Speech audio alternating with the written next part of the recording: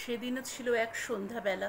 ঠাকুরবাড়ির বৈঠকখানায় চাঁদরেল নেতাদের আলোচনা, কথায় কথায় তখন রাত প্রায় 10টা বেজে গেছে। বিশিষ্ট ব্যক্তিদের বিদায় দিতে রবীন্দ্রনাথ দরজা পর্যন্ত এগিয়ে এসেছেন। সেই সময় রামেন্দ্র সুন্দর ত্রিবেদী মহাশয় জুতোয় পা গলিয়ে ফিতে বাঁধতে বাঁধতে রবীন্দ্রনাথকে জিজ্ঞাসা করলেন, রবিবাবু, আপনার মেয়ে কেমন আছে? একটু ভালো তো? রবীন্দ্রনাথ শান্ত কণ্ঠে উত্তর দেন, সে আজ মারা গেছে। ওপাশ থেকে প্রশ্ন এলো, কি বলছেন? হ্যাঁ, রানী আজ মারা গেছে দুপুরে। সবাই স্তম্ভিত, তাদের হতবাক চোখে ঘোরাফেরা করে রবীন্দ্রনাথের শান্তের মুখের দিকে, যেন কিছুই ঘটেনি। অথচ ওই চোখের দিকে বেশিক্ষণ কিন্তু তাকিয়ে থাকাও কারোর পক্ষে সম্ভব নয়। মাথা নিচু করে অতিথিরা সেখান থেকে দ্রুত প্রস্থান করলেন।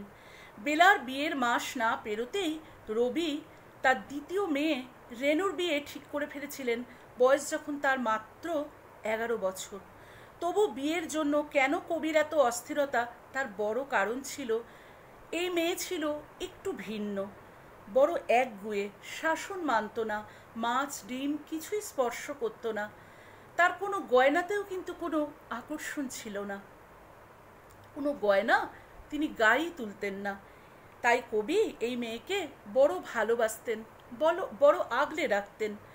সন্তান স্বজনদের অকাল মৃত্যু শেলের মতো বারবার বিদ্ধ করেছে রবীন্দ্রনাথের হৃদয়। মাত্র 9 মাসের ব্যবধানে রক্তাক্ত রক্তাক্ত হয়েছেন তার মানে হৃদয়, কেননা তার সহধর্মিণীও 12 বছরের কিশোরী কন্যা রেনুর অকাল মৃত্যু পরপরই হয়েছিল।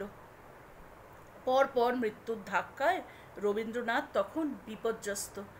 ঋণের ভারে তখন কবির জীবনে দেখা দিল আরও এক বিড়ম্বনা। অভিমানী বেলা কবির কাছে অভিযোগ জানালেন যে তাকে নাকি কেউ ঠাকুর বাড়িতে অপমান করেছে, অতএব তাকে যেন পত্রপাঠ তাড়িয়ে দেওয়া হয়।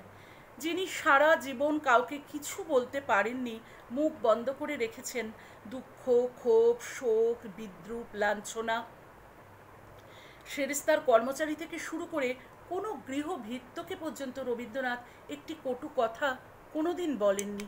সে কি করে পারবে কাউকে ঠাকুরবাড়ির থেকে তাড়িয়ে দিতে? রবীন্দ্রনাথ কাউকে কিছু না জানিয়ে শান্তিনিকেতন চলে আসেন। পরম আদরের বেলা বাবাকে ভুল বুঝলেন।